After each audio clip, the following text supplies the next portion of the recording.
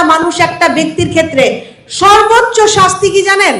বাংলাদেশের মাটি, জন্মভূমির মাটিতে তারা পা রাখতে পারছে না।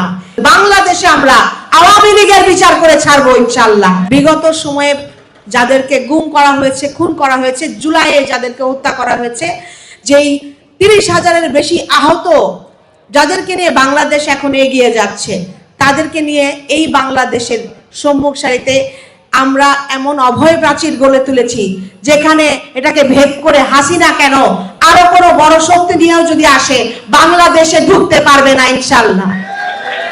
এবং আমরা সবাই একত্রে এই জায়গায় বাংলাদেশের টেকনাফ থেকে তেতুলিয়া প্রত্যেকটা নাগরিক, সর্বস্তরের জনগণ আমরা আওয়ামী লীগের রাজনৈতিকভাবে বিচার চাই।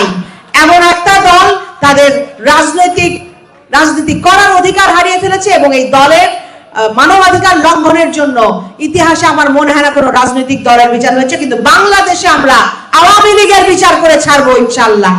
এবং এই সরকারই আমার প্রধানমন্ত্রী জনাব তারেক রহমানের নেতৃত্বে আমরা এই চরম মানবাধিকার লঙ্ঘনগুলোর একটার বিচার নিশ্চিত করব। আপনাদেরকে বলতে চাই যে বয়ান আপনারা শুনেন, 5ই আগস্টে আমরা শুনতে পাচ্ছি হঠাৎ করে 2জন মানুষ দৌড় দিয়ে রাস্তা দিয়ে গেলে সেটাকে মিছিল বলা হচ্ছে। এটাকে কি মিছিল বলা হয়? এটাকে কি বলা হয় যে আপা আসবে, আপা আসবে, আপা আসবে? বয়ান এই বয়ান ছাড়া তাদের আসলে কিছু করার নাই। আপনারা দেখেন, একটা মানে এত বড় রাজনৈতিক দল ছিল, একদম হারিয়ে গেছে যে এখানে যে বিক্ষিপ্তভাবে যারা এই অপপ্রচারগুলো করে যাচ্ছে তাদের জন্য দিক নির্দেশনামূলক কোনো কথাও কিন্তু তাদের কোনো রাজনৈতিক নেতৃবৃন্দ থেকে আসে না। শেখ হাসিনা থেকে শুরু করে কারো কাছ থেকে আসে না। তাহলে আপনারা কোথায় পান যে এইটা একটা রাজনৈতিক দল হিসেবে আসলে কাজ করছে কিনা?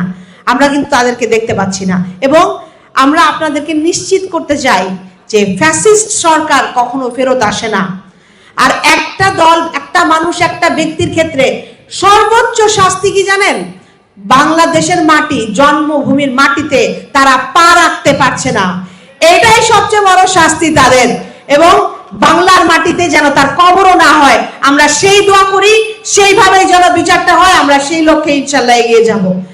আমরা আরো বলতে চাই, যেই বোনরা, মুনিয়ার মতো যারা জুলাইয়ের আন্দোলনের নেতৃত্ব দিয়েছে, সেই বোনদেরকে যেন আমরা ভুলে না যাই, তাদেরকেও যেন আমরা সম্মুখ সারিতে নিয়ে আসি, সেই লক্ষ্যে আমরা ইনশাআল্লাহ কাজ করে যাব। আপনারা জানেন বাংলাদেশ সরকার মুক্তিযোদ্ধা মন্ত্রণালয়ের সাথে একটা অধিদপ্তর শহীদদের জন্য করা হয়েছে, জুলাইয়ের শহীদদের জন্য, এবং তাদের জন্য তাদের বিচার, তাদের পুনর্বাসন, তাদের ভাতা, শিক্ষা, স্বাস্থ্যসেবা নিশ্চিত করার লক্ষ্যে কাজ করে যাচ্ছে।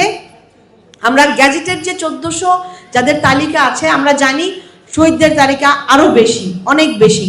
অনেক ভাইদের লাশ গুম করে ফেলা হয়েছে, তাদের রেকর্ড হসপিটাল থেকে সরিয়ে ফেলা হয়েছে, এবং অনেক আহত যারা এখনো কিন্তু তাদের লিস্টে নাম আসে নাই, এবং তাদেরকে যেন অতি সত্বর সরকারের মাধ্যমে সেই তালিকাতে নেওয়া হয় এবং তারা যেন সরকারি সুবিধাগুলো পান, সেই লক্ষ্য নিশ্চিত করার জন্য আমরা ইনশাআল্লাহ কাজ করে যাব। আমাদের 2জন শহীদের পিতা একজন বলে গেলেন যে মুক্তিযুদ্ধ জুলাই জাদুঘর যেটা হয়েছে, সেই জুলাই জাদুঘরে এখনো পর্যন্ত কিন্তু তাদের থেকে অনেক কিছু নেওয়ার পরেও রাখা হয়নি। আমার পক্ষ থেকে আমি বলে যেতে চাচ্ছি, অবশ্যই এটা আমি খতিয়ে দেখব এবং নরসিংদীর 26 জন সহ আহত যারা আছেন সেইটা যেন আসে জুলাই মিউজিয়ামের মধ্যে, আমরা সেই উদ্যোগটা অবশ্যই গ্রহণ করব।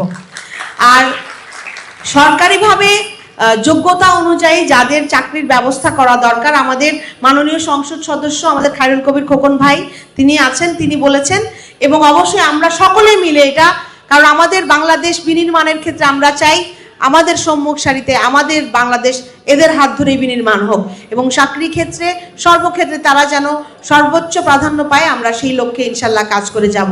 এবং সবশেষে আমরা অনেকটা সময় নিয়েছি, আপনাদেরকে বলতে চাই যে সোহান সহ আপনারা যারা নেতৃত্বে ছিলেন জুলাইয়ে, সবাইকে আন্তরিক ধন্যবাদ জানাই। বাংলাদেশের পতাকার যে লালের একটা ছোট টুকরার মধ্যে আপনারা আছেন, আপনাদের বীর, আপনাদের সাহসিকতার জন্য আমরা স্বপ্ন দেখি ভাইদেরকে হারিয়ে ফেলার পরেও হয়তো আপনাদেরকে সাথে নিয়েই বাংলাদেশটা গড়ব। বাংলাদেশটার যে স্বপ্ন দেখেন সেই বাংলাদেশটা বিনির্মাণে যত বাধাই আসুক না কেন সেটাকে ইনশাআল্লাহ আমরা ধাক্কা দিয়ে সরিয়ে দিতে সক্ষম হব।